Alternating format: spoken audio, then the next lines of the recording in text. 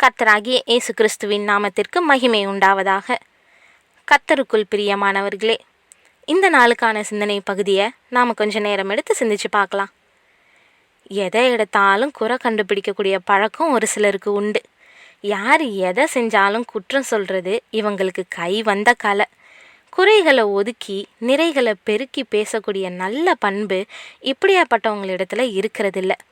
எப்படியெனில், சந்தை வெளியில் உட்கார்ந்து ஒருவரை ஒருவர் பார்த்து, உங்களுக்காக குழல் ஊதினோம், நீங்கள் கூத்தாடவில்லை, உங்களுக்காக புலம்பினோம், நீங்கள் அழவில்லை என்று குறை சொல்லுகிற பிள்ளைகளுக்கு ஒப்பாயிருக்கிறார்கள்னு லூக்கா 7:32 சொல்கிறது போல, எதுக்கு எடுத்தாலும் குறை சொல்லக்கூடிய பழக்கம் இருந்தால் நல்ல உறவுகளை சம்பாதிக்க முடியாது. இப்படி குறை சொல்கிறவங்கள அவங்களுடைய உள்ளத்தில் அன்பு இருக்கிறதே இல்லைன்றது இன்னும் முக்கியமாக அறிய வேண்டிய சத்தியம். அன்பு இருந்தால் எதையும் குறையா பார்க்க மாட்டோன்னு வேதம் சொல்லுது. இன்றைக்கி நாம் இந்த சத்தியத்தை நேரம் எடுத்து சிந்திப்போம். ஒரு இளைஞன் வெளியூர் சென்று திரும்பும்போது பாலைவனத்தின் வழியாக திரும்ப நேர்ந்தது. அப்போது ஒரு சுனையில் நீரை பார்த்தான். அவளோட ஓடி போய் நீரை பருகியவன் அந்த நீரினுடைய சுவையில் அளவற்ற மகிழ்ச்சி அடைஞ்சான்.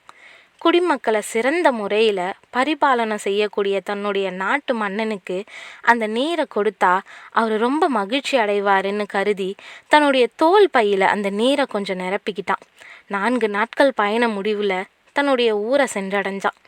அரண்மனைக்கு போய் அரசன்கிட்ட அந்த நீரினுடைய அருமை பெருமைகளை சொல்லி, உலகத்திலேயே இது போல் சுவையான நீர் இருக்க முடியாதுன்னு சொல்லி அதை அவருக்கு கொடுத்தான்.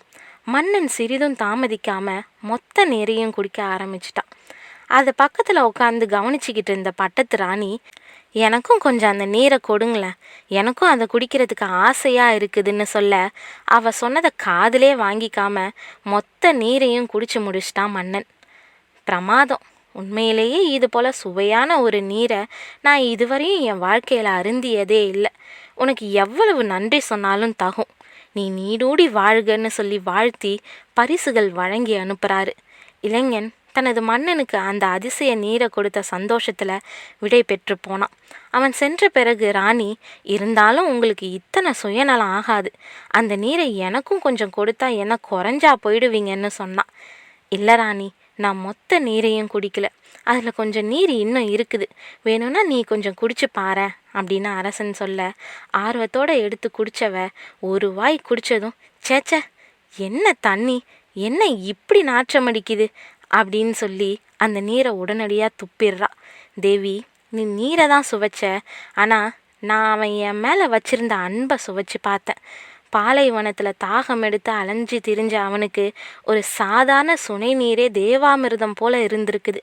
அதை மன்னனாகி எனக்கு கொடுக்கணும்னு நினச்சி தன்னுடைய தோல் பையில் நிரப்பி கொண்டு வந்தான். அதனால் தோலுடைய வாடையும் நீரில் ஏறிடுச்சு, நீருடைய சுவை முற்றிலும் மாறிடுச்சு.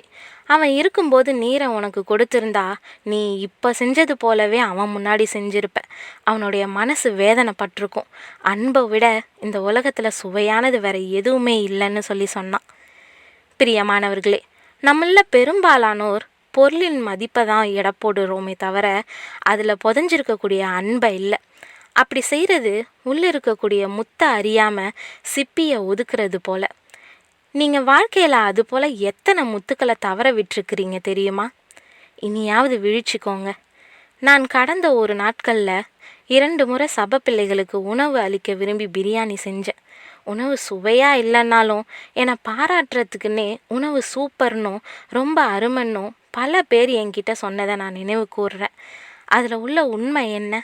அவங்க உணவு அல்ல, என்னுடைய அன்பையே பெருசாக பார்த்தாங்க. இது நமக்குள்ளாக குறைகளை ஒதுக்கி நிறைவை பெருக்கி நல்ல உறவை வளர்க்குது. எல்லாவற்றிற்கும் மேலாக ஒருவரில் ஒருவர் ஊக்கமான அன்புள்ளவர்களாக இருங்கள், அன்பு திரளான பாவங்களை மூடும்னு 1 பேதுரு 4:8 நாம் வாசிக்கிறோம். ஆமாங்க, அன்பு குறை காணாது, நிறைவை மட்டுமே வளர்க்கும். நம்ம இனி வரக்கூடிய நாட்களில் இதை நம்மளுடைய வாழ்க்கையில் நடைமுறைப்படுத்துவோம். தேவன் தாமே கிருபையும் தயையும் செய்வாராக. ஆமேன்.